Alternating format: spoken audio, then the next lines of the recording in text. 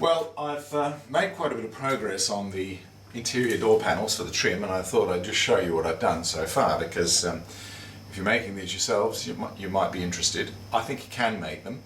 I know you can buy reproductions. They're not cheap, and I just don't think they're that hard to make. Of course, I was lucky because I had the original pieces to copy. This is one of the original pieces. This is the left-hand side footwell. And I've decided for this I'm actually going to use that piece again. It's quite nice to use something that is original, and I'll just recover that with vinyl. It's in very good condition, and I can't see a problem with that at all. So it's quite a nice little touch. This is the driver's side. Well, in Australia it's the driver's side. In US of A, of course, it's the sorry about my really bad accent there. It's the passenger side, but this is designed to give a little bit more, I think, to give a little bit more toe clearance to the accelerator pedal. So rather than having a solid piece there, there's actually a piece of vinyl that's glued onto the metal of the body, and that follows the contour, which just gives a little bit more room in there. I made that out of plywood. The original was made out of masonite, but I had the plywood and I couldn't see any reason why that wouldn't work. So that was pretty easy to make, just cut that out with a jigsaw. This one was a little bit trickier. This is one of the rear quarter panels, and there are a few things about this. The first thing, of course, is that it has this metal piece in here, which is designed, I guess, to keep the shape, which you can see is quite a solid curve there, and also the hood bows rest on there when it's folded up. This is riveted in place. Originally they used little brass rivets that were obviously hammered over. I didn't have any of those, so I decided to use pop rivets, and that appears to have worked perfectly okay. I did sink them in just a little bit, so they're just below the surface of the timber. This didn't have padding on it originally, but I've got some thin wadding that I'll show you in a minute that I might use for this. The same stuff that I'm going to use on the doors. This piece of timber that runs along there, again, that's the original piece. I was quite lucky, I think, to be able to use that, because you can see it's got a bit of a curve on it, and it's got this rebate cut in it here and another rebate here, which the plywood is screwed to. I've screwed it, and you can see I probably went a bit berserk with the screws there. Originally it was nailed and glued on. I screwed it and glued it on. Had a bit of trouble with some of the timber splitting down the end there, and you can probably see the screw holes, but that'll be fine, the padding will cover that. And this screws on to the B pillar.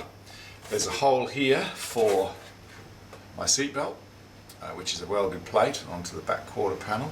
7/16 UNF thread, I think most of them are, at least in Australia they are. And these are two holes that have been drilled because the bump box screws on underneath there, and the screws actually go through the trim panel and into the bump box and sort of hold the trim panel in place. So that's worked out okay, but it was easy to cut out, but it wasn't all that easy to get it to sort of conform.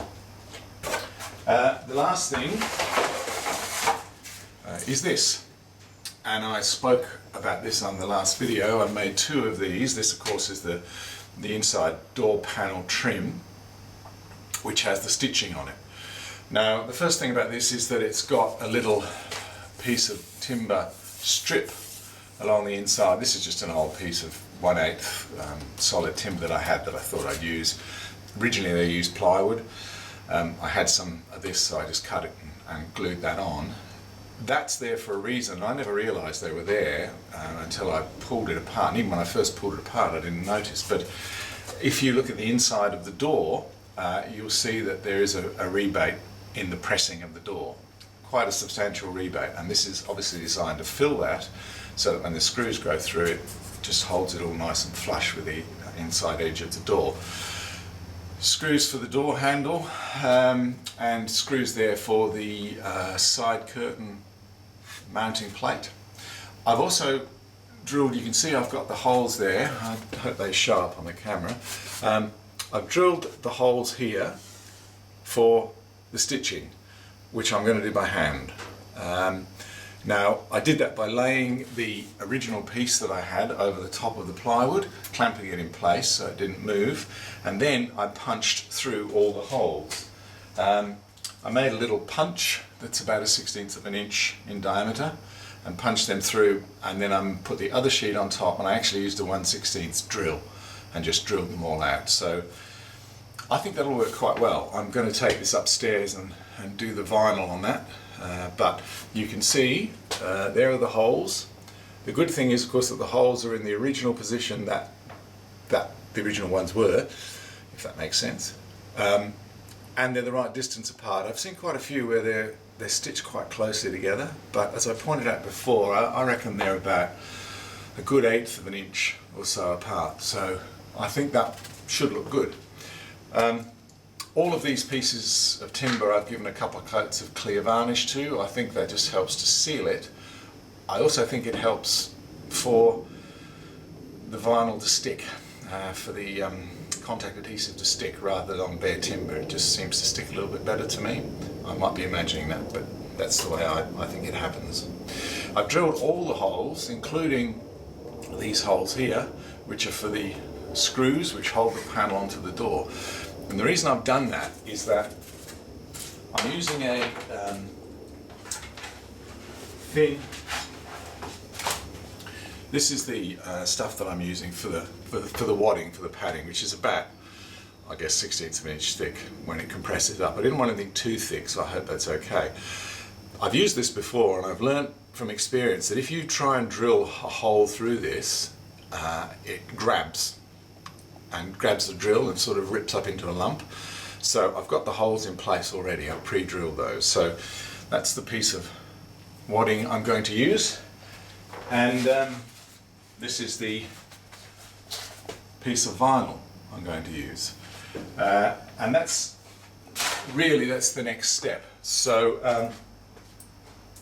I'll probably have a crack at that today. I shall probably do the sewing up the top, and we'll see how we go with that as the day progresses. I'm really looking forward to seeing if this works out. Okay, so I've made a makeshift table here for this, and what I've got here is my red vinyl and the wadding, which is sitting over there, and this then of course just sits onto here, and what I'm going to do now is just glue over these edges. Now what I'm going to have to do, because clearly once all this is glued on, I'm not going to be able to see these holes from the other side. So what I'm going to do is just glue this section here so that it doesn't quite cover the holes, and then I'll punch the holes through from the other side with a needle, and then I'll stitch the whole thing together. But I'm going to start just by using a contact adhesive and gluing this stuff over on this side, and I'll probably do all around the outside of it first, and then do the cutting so that I can fold this stuff over on the inside there. So I'm just putting on the little bit of contact adhesive around the edge here. This is, I think I'm going to have to go and get some new stuff. This is still good, but it's just gone a little bit thick. But I think, you know, there's not going to be a problem with the sticking. It's just a bit harder to spread.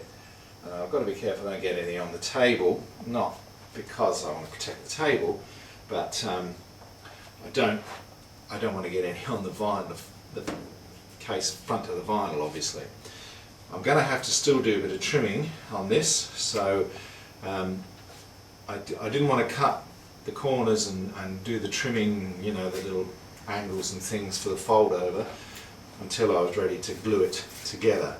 So this glue gives me plenty of time to work, because even when it's dry, really it still sticks, and in fact, of course, being a contact cement, you have to let it dry before you can stick the two pieces together.